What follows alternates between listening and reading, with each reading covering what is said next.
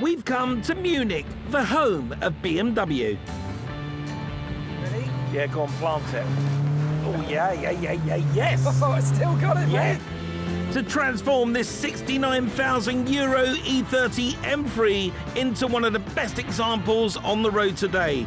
Attract a top-end buyer and net ourselves some serious profit.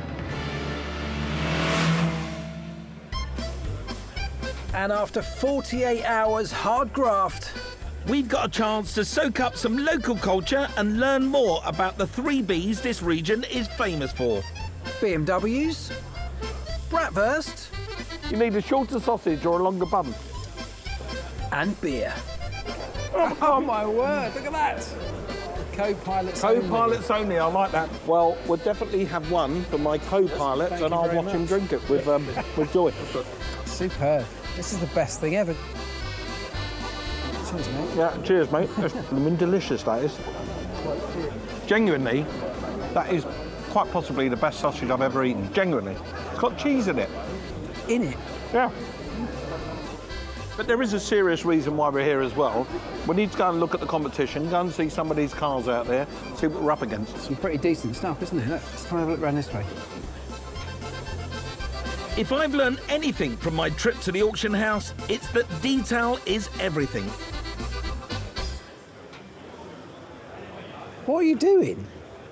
Where did you get a ruler from? I bought it because you know our badge on the back of our car is on the wrong side? Yes. We've got to get it exactly right on this side. So I've been going around looking at the badges on the back and I've taken the measurement. Mate, you're not as silly as you look, are It's you? all about the details. It is, all yeah. about the details. Yes. Well, I've got another sausage. Well, yeah, there's loads, so, you know, don't go to waste. Now that's a special edition. It I know is, this yeah. car. It's lovely, isn't it? Yeah, look at very that. nice. Look at the Yeah, rims. it's got the different spots. Is this yours, sir?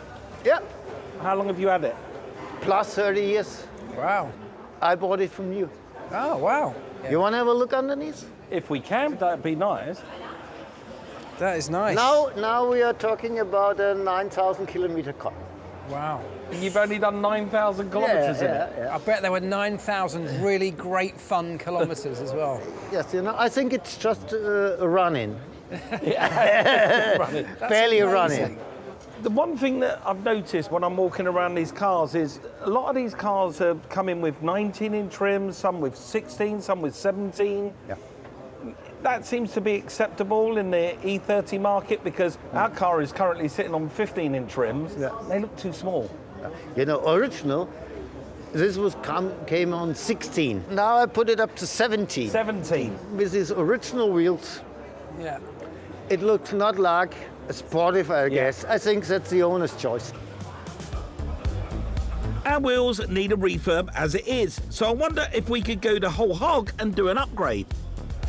These are those 16-inch wheels that seem to be quite popular. It looks lovely. It gives it that sporty look, doesn't it? A new set of 16-inch rims won't be cheap, but it could increase desirability and add value to our car. Well, if there's one thing the Germans like more than a sausage, it is BMW M3s. And you can see that the level of professionalism they put into their cars, the way they're presented, the way they look. Me and Elvis have got a little weeny hill to climb to get ours to that level, but I think we're on the right track.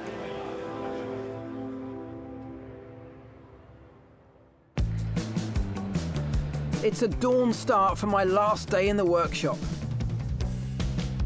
After spending time and almost €200 replacing the front discs and pads, I've now only got a few hours left to ensure everything's precision perfect under the bonnet. The engine in the E30 M3 is a great one. And it's actually made up of some brilliant bits. The cylinder head, interestingly, was actually the same one used on the M1 that Mike and I drove the other day. They basically just hacked off cylinders 5 and 6 to make it fit inside. This is a brilliant thing. However, you might be wondering, why on earth have I got to do anything to the engine given that it was only rebuilt entirely just a few thousand miles ago? And well, the answer to that is after any full engine rebuild, it's always worth doing some vital checks after a few thousand miles or kilometres to make sure that everything's bedding in correctly. And that's exactly what I'm going to do now, starting with the valve clearances.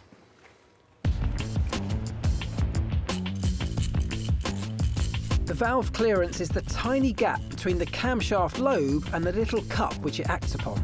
It's important to get these valve clearances just right, because if the gap is too big or too small, the engine will lose efficiency and ultimately performance. So what I'm looking for down here, just beneath the camshaft and the cup in which it sits, is a gap, using my feeler gauges, of between 0.26 of a millimetre and 0.35 of a millimetre. It's not very big of a window, we need to make sure it's accurate. The clearances on the first view have been absolutely fine, as I would have hoped, but this one definitely needs some adjustments. To avoid future engine damage, I need to increase the gap between the cam and the cup with a thinner shim.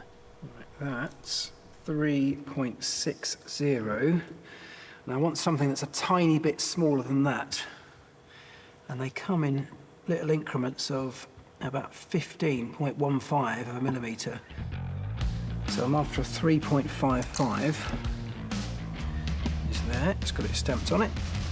And so I can pop it back in, go through the process of checking it again, and hopefully it'll be spot on.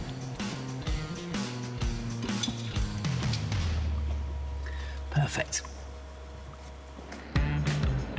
With workshop time running out, Elvis needs to work fast to get our E30 engine back to a factory-fresh state, while I tackle the interior. Because no top-end buyer will pay our target price with a cigarette burn in the front seat. It's fantastic, isn't it? All the material is everywhere, isn't it?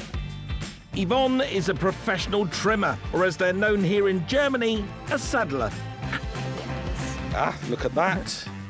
BMW houndstooth. Perfect. Okay, lead the way. Right. First thing you're going to do then, Yvonne? Als erstes werde ich hier das wegmachen, damit ich den Sitz auseinanderbauen kann. Right, so you're going to take all these panels off and then you're going to start dismantling the seat. Does that mean that you have to get underneath here? Yes. They're quite complicated, I will be honest with you, these seats. There's a lot of components to it, so yeah, let's get unbolted, unscrewing. What do you need? Okay. We're going to recover our burnt seat cushion in period correct fabric. Already I'm in trouble. I am, because it keeps screwing in. Keeping our M3 looking as original as possible. That is a big screw. That way, that's it.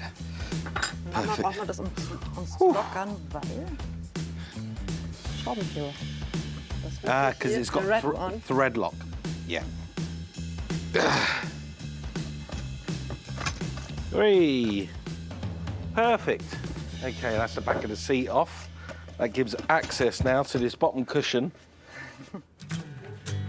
Yvonne needs to remove the old material, carefully marking up the corners to create a guide for stitching the new fabric together.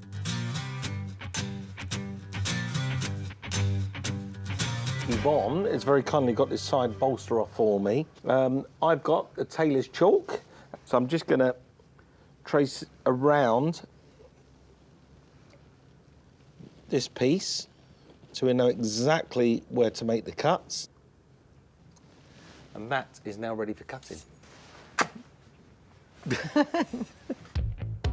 With all the fabric cut, Yvonne is recovering the bottom cushions with our new sections.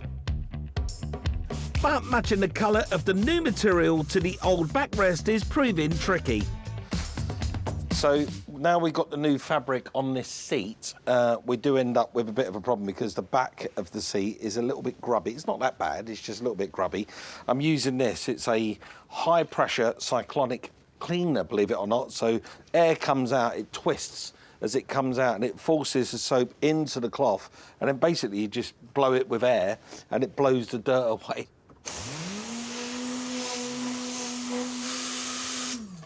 I think we're about ready to put the two halves together.